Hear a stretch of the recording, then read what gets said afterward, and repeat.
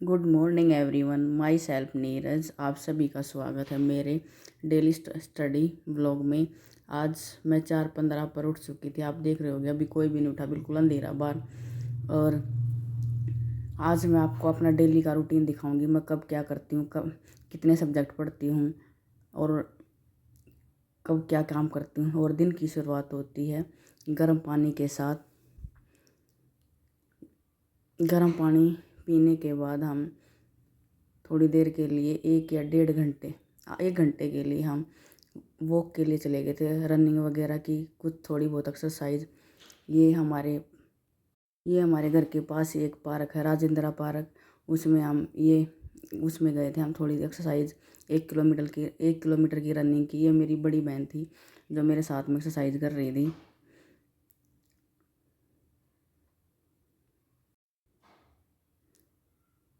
कुछ थोड़ा बहुत हल्का फुल्का एक्सरसाइज वगैरह की, स्ट्रेचिंग करने के बाद थोड़ा सा देर के लिए अनुलोम विलोम किया। और ये थोड़ी देर के लिए कुछ एक्सरसाइज वगैरह हैं, क्योंकि मैंने बहुत सारा वेट गेन कर लिया है और अभी थोड़ा कम करने की कोशिश कर रही हूँ, पढ़ाई के साथ साथ, कि वेट भी थोड़ा कम हो जाए।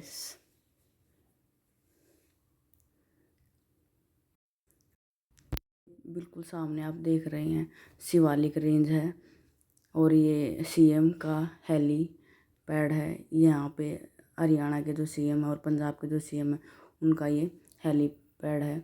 और अब घर आने के बाद, पार्क से घर आने के बाद 1 घंटे का, जिसमें मैंने 2 सब्जेक्ट किए। एक तो बिल्डिंग मटेरियल में किया था स्टोन के एमसीक्यू किए, और उसके बाद हरियाणा का जो परिचय था उसको कंप्लीट। इसमें जो स्टोन के 2-3, जैसे स्टोन की हार्डनेस और टफनेस को कैसे मेजर करते, किस स्केल से, मो स्केल से। इसमें जैसे 8 पे कितनी हार्डनेस, किसकी हार्डनेस है, टोपाज की, 7 पर क्वार्ट्ज की, 10 पर डायमंड की। और जो स्टोन की वाटर एब्जॉर्प्शन कितनी है, 5% से ज़्यादा नहीं होनी चाहिए। उसकी स्पेसिफिक ग्रेविटी कितनी है, 2.7 से लेकर 3 तक। ये सारे स्टोन्स के कुछ इम्पोर्टेंट्स पॉइंट थे। उसके बाद मैंने हरियाणा जीके में हरियाणा का परिचय था, उसको कंप्लीट किया।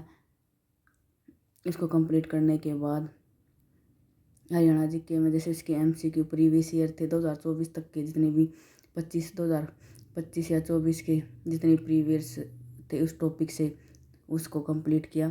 उसको कंप्लीट करने के बाद मैंने मूंग दाल का चिल्ला, क्योंकि मुझे कुकिंग बहुत ज़्यादा पसंद है और अपनी हॉबी को फॉलो करना चाहिए, क्योंकि कुकिंग मुझे बहुत बहुत ही ज़्यादा पसंद है।